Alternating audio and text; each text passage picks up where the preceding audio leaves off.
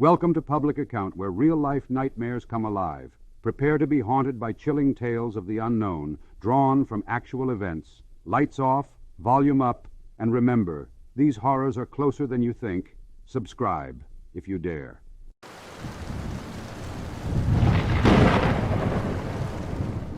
The Smoky Mountain Hiker of 1981, A Mysterious Tale Unraveled. Introduction. The eerie and unsettling tale of the Smoky Mountain Hiker, reported in 1981, has long been a subject of whispered conversations and online forum discussions among enthusiasts of paranormal events and unsolved mysteries. It has persisted through the years as a spine-chilling account that continues to leave many questions unanswered. Despite the dimming of the years, the story's ghostly whispers remain as haunting as the eerie shadows that dance upon the walls of an abandoned cabin deep within the heart of the Great Smoky Mountains in Tennessee, where the hiker's journal was discovered. The journey begins. The year 1981 was painted with the vibrant hues of autumn when an unnamed hiker decided to embark upon an exploration through the dense forest of the Great Smoky Mountains. As he set out, wrapped in the exhilaration of the wilderness, the hiker could not have envisioned the chilling chronicle his journey would unfold. Discovery of the journal. Amidst the dense woods, far from the trodden paths of other adventurers, lay a forlorn and abandoned cabin where the hiker seemingly sought refuge. The discovery of his journal within this dilapidated abode provides a haunting glimpse into the mysterious events that unfolded in those desolate woods. The journal's account. The journal, discovered by another group of hikers, is the sole testament to the hiker's eerie experiences within the enigmatic embrace of the forest. Its initial entries, marked by a joyful tone, recount the hiker's adventures, his admiration for the awe-inspiring natural beauty, and the serenity he found within the wild embrace of nature. However, as the pages turn, the buoyant words become tinged with anxiety and trepidation. The descent into despair. The account grows increasingly disjointed and erratic as it progresses. The writer speaks of inexplicable events, nocturnal whispers rustling through the ancient trees, and phantom shadows cast in the gloom. The tranquility of the wilderness is shattered by a pervasive feeling of being observed by unseen eyes. The hiker's final entries. The climactic conclusion of the journal leaves the reader with a chilling coldness that not even the warmest of fires can dispel. The hiker writes of relentless stalking by non-human entities, their spectral forms haunting his every step, their whispers weaving a web of dread around his fragile existence. His final entries, scrawled in a hand tremulous with fear, evoke the agony of his dwindling sanity amidst the oppressive cloak of the unknown. The enigma remains. Despite extensive searches, the fate of the hiker remains shrouded in the impenetrable mist that clings to the vast expanse of the Smoky Mountains. The journal, its words echoing the whispers of the ancient woods, stands as a solitary beacon shedding dim light upon the path veiled in shadows. The impact and legacy. This chilling tale has reverberated through the corridors of time, leaving in its wake a spectral trail interwoven with the living lore of the Great Smoky Mountains. The enigma of the Smoky Mountain hiker has found a lasting place in the annals of paranormal events, its unsettling echoes resonating across the vast terrain of cyberspace and beyond. Forums and websites dedicated to exploring the unknown have become the modern custodians of this haunting narrative. Here, the tale is recounted, the possibilities explored, and the theories unfurled like the tendrils of the ancient vines that traverse the wilderness of the Smoky Mountains. In conclusion, the Smoky Mountain Hiker of 1981 remains a mysterious silhouette against the backdrop of the majestic panorama of the Great Smoky Mountains. The unyielding grip of the unknown holds firm the secrets that lie veiled within the whispering leaves and the silent stones of the ancient woods.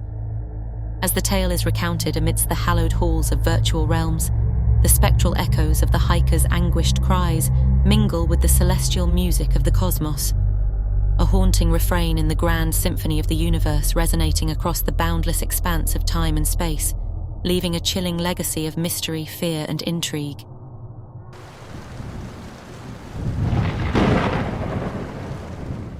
The Ghost of Bell Witch Cabin, 1817, a harrowing tale from Adams, Tennessee, In the quiet, remote settlement of Adams, Tennessee in 1817, a tale of chilling horror and mystery began to unfold, leaving an indelible mark on American folklore.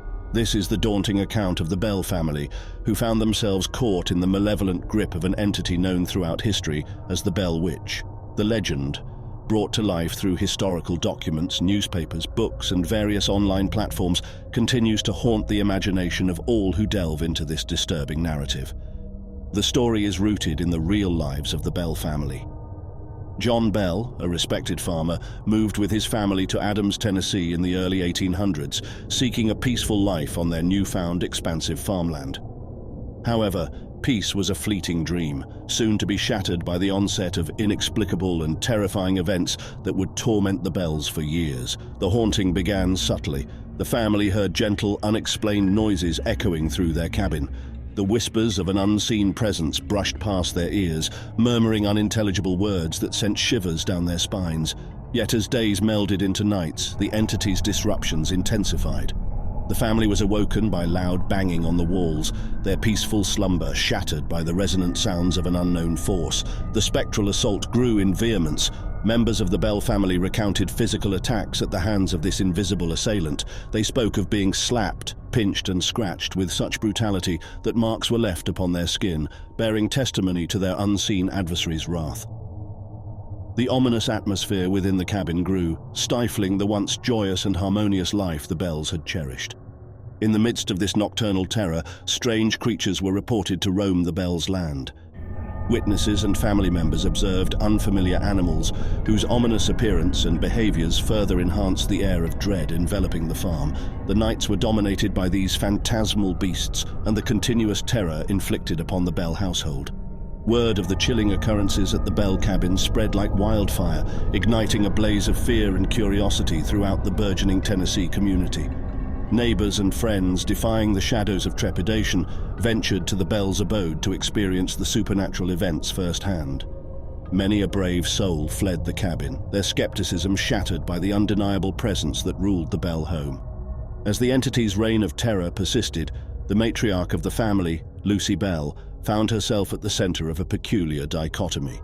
The apparition showcased a seemingly benevolent side, expressing concern for Lucy's well-being and health. This inexplicable tenderness, stark in contrast to the violence meted out, only deepened the enigmatic aura surrounding the Bell Witch. The climax of the haunting soared to a tragic height with the demise of John Bell. Accusations swirl in the annals of history, with whispered allegations of the Bell Witch's direct involvement in his death. His passing left an air of sorrow mingled with relief as the Bell Witch's activities notably diminished post his departure from the mortal realm. Despite the subsidence of spectral activities, the Bell Witch's legend experienced an eerie resurgence as years morphed into centuries. The allure of this haunting tale, infused with elements of tangible horror and inexplicable tenderness, captivates the imagination of contemporary society. The now famed Bell Witch Cave and surrounding land, encapsulating the original Bell Farm, stand as a stark reminder of the events of 1817. The land whispers tales of the past, echoes of fear, intrigue, and mystery forever entwined with the very soil of Adams, Tennessee. The tale of the Bell family, enveloped in the enigmatic embrace of the Bell Witch, traverses beyond mere ghost story. It is an intricate tapestry woven with threads of true terror, historical significance, and enduring mystery. The haunting of the Bell Witch cabin, a visceral blend of fact and legend, eternally resides within the annals of American folklore, a chilling account from the shadows of 1817, Adams, Tennessee.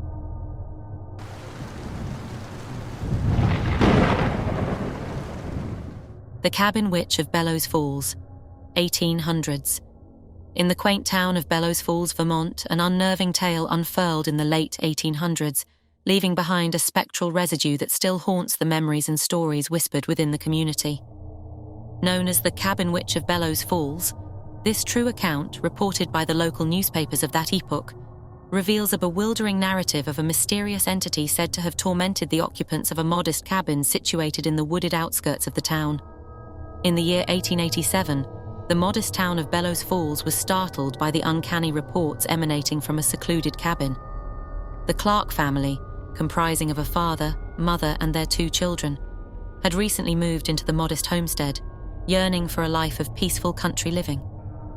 However, shortly after settling, they reported a series of inexplicable occurrences that sent shivers down their spines. Objects would move of their own volition. Unseen hands seemed to brush against their skin in the dead of night, and soft whispers echoed through the otherwise silent rooms. The disturbances grew progressively intense, instigating palpable terror among the cabin's inhabitants. The poltergeist-like activity encompassed more than mere nuisance and irritation. The unseen entity began revealing a malevolent character. Furniture was overturned with violence. Doors would slam shut, trapping family members in rooms, and sharp utensils would sometimes hover in the air, posing a perilous threat to the terrified occupants. Desperate for relief, the Clark family sought assistance from local clergy, believing that a malevolent spirit, a witch per the local parlance, was behind the agonizing disturbances. The newspapers, meanwhile, chronicled each episode with escalating alarm, their pages narrating the ongoing assault from the unseen entity, thereby intertwining the real and the ethereal in a gripping dance of fear and intrigue.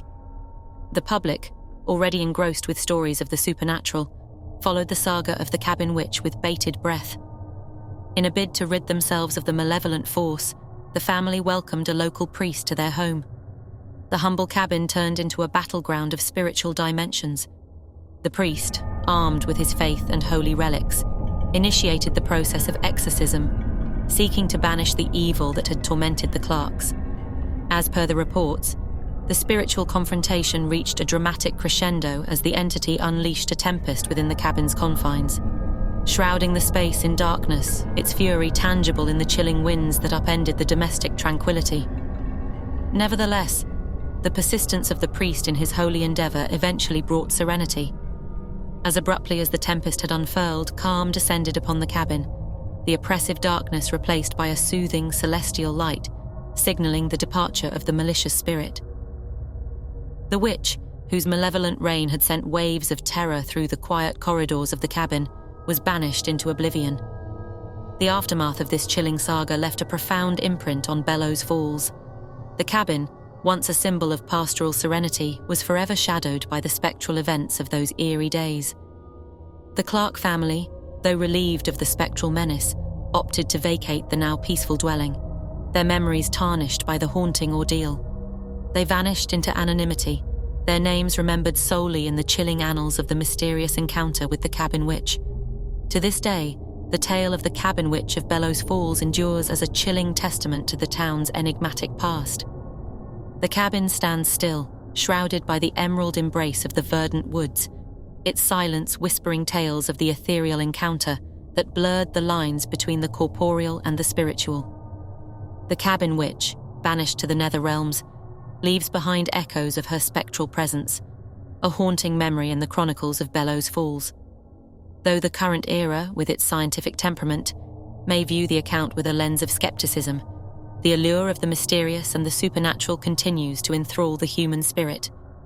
The story of the cabin witch of Bellows Falls, engraved in the annals of local lore, serves as a gripping reminder of the enduring human encounter with the inexplicable, a narrative that traverses the chasm of time, bringing whispers from the ethereal realms into the world of the living.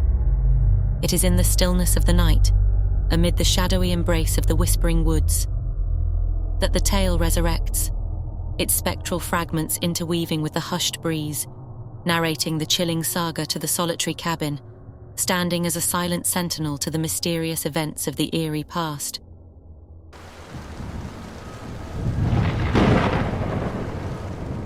The Disappearance at Devil's Tramping Ground, 1946. In the year 1946, an eerie event sent shivers down the spines of the local population in Chatham County, North Carolina. An unsettling disappearance took place near a locally infamous spot known as the Devil's Tramping Ground, a clearing in the woods notorious for its tales of inexplicable occurrences and ghost stories. The circumstances surrounding the incident fueled theories and rumors, encompassing the public's imagination and adding a chilling chapter to the region's lore. Amid the backdrop of post-war America, the tranquility of Chatham County was shattered by the sudden vanishing of a man near the Devil's Tramping Ground. The local population, already wary of the location's ominous reputation, found their worst fears brought to life. According to legend, the man was last seen in a cabin situated perilously close to the enigmatic clearing. Despite extensive searches and investigations, no trace of the man was ever found, as if he had been erased from existence. The Devil's Tramping Ground itself is a 40-foot diameter circle where no vegetation seems to grow, and objects left overnight are found displaced the following morning. Local folklore suggests that the devil himself tramps the ground, pacing in a circle and plotting mischief. This narrative has been part of the county's cultural fabric for generations, leading many to avoid the area, especially after sunset. The mysterious disappearance in 1946 only served to augment the chilling lore surrounding this unsettling landmark. As the man's disappearance was reported, local newspapers fervently covered the unfolding events. Descriptions of the frenzied search efforts filled the columns, coupled with interviews of distressed and bewildered family members and friends. The incident seemed to defy logic, with no signs of foul play, runaway intentions, or any plausible explanation for the sudden and complete disappearance. Given the proximity to the Devil's Tramping Ground, many accounts and theories suggested a paranormal involvement. Whispers of supernatural forces at play echoed through the community, intertwining with the collective anxiety and grief. The persistent media coverage contributed to a growing curiosity and apprehension, enticing people from various parts to visit the site. Many hoped to unearth clues that could shed light on the disappearance, while others, emboldened by skepticism, sought to debunk the otherworldly theories. Amid the turmoil, a myriad of stories and personal accounts burgeoned, further muddling the truth and seeding an intricate web of myths and speculations. In the decades following the 1946 disappearance, the event has embedded itself in the annals of North Carolina's paranormal history. Theories regarding the incident have proliferated extensively. Some postulate that the man inadvertently crossed paths with spectral entities, while others suggest alien abduction or an accidental slip into a parallel dimension. The story's details have morphed and diversified over time, assimilating elements from diverse cultural and fictional frameworks. The cabin, a silent witness to the incident, has gradually deteriorated, succumbing to the ravages of time and elements. The Devil's Tramping Ground continues to captivate the imagination, attracting curious visitors and paranormal enthusiasts eager to experience the enigmatic atmosphere. Despite the consistent influx of visitors, the circle remains barren, with the earth showing no inclination to nurture life, silently testifying to the lingering mystery. Efforts to scientifically examine and explain the phenomena associated with the Devil's Tramping Ground have been undertaken, yet no definitive answers have emerged. The area's abnormal characteristics, such as the inability to support vegetation and the peculiar displacement of objects, have maintained an aura of mystery, making it a perpetual subject of interest and investigation. Today, the 1946 disappearance at the Devil's Tramping Ground stands as an unsolved mystery, a haunting tale woven into the tapestry of North Carolina's folklore. The event's echoes reverberate through time, perpetuating a legacy of intrigue and speculation. The truth behind the incident, obscured by the passage of time and the accumulation of legends, remains an enigmatic puzzle, its pieces scattered in the annals of history, waiting to be unearthed and assembled.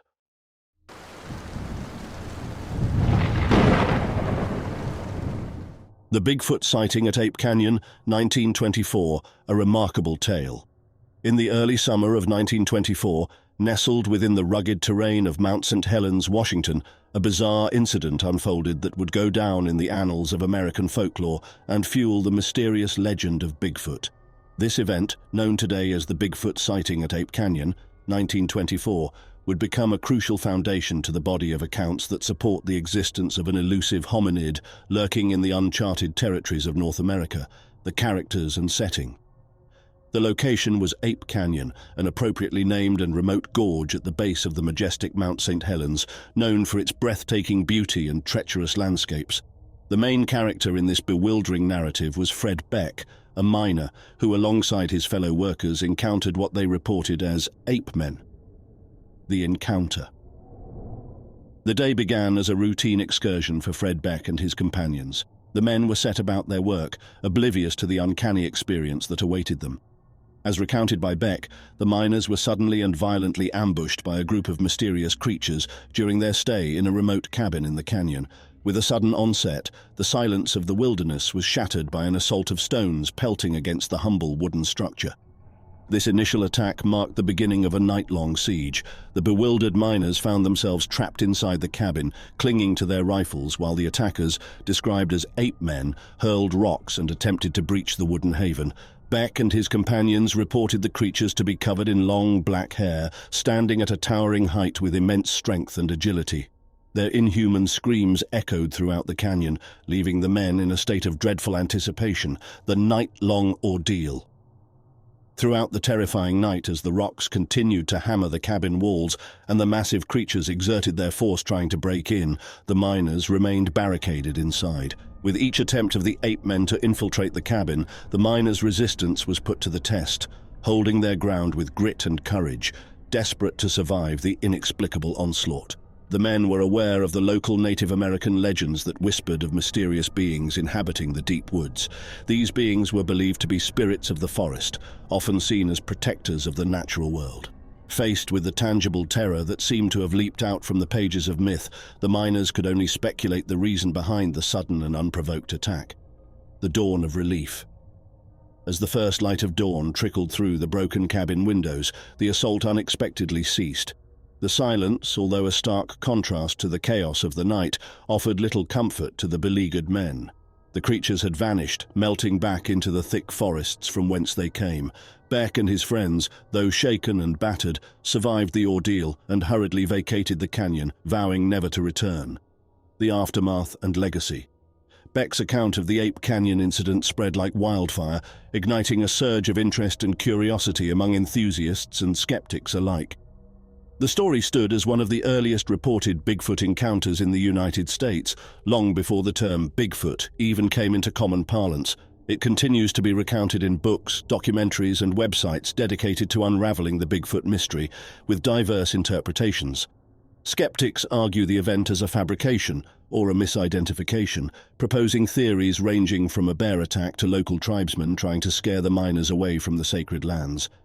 Believers, however, see the event as a concrete episode in a long chronicle of Bigfoot sightings, offering insight into the behavior and characteristics of these elusive beings. The Bigfoot sighting at Ape Canyon, 1924, remains shrouded in mystery, a remarkable tale of an extraordinary encounter that transcends the boundaries between reality and legend. It stands as a testament to the enduring human fascination with the unknown, the unexplained, and the possibility that we may not be alone in the wilderness.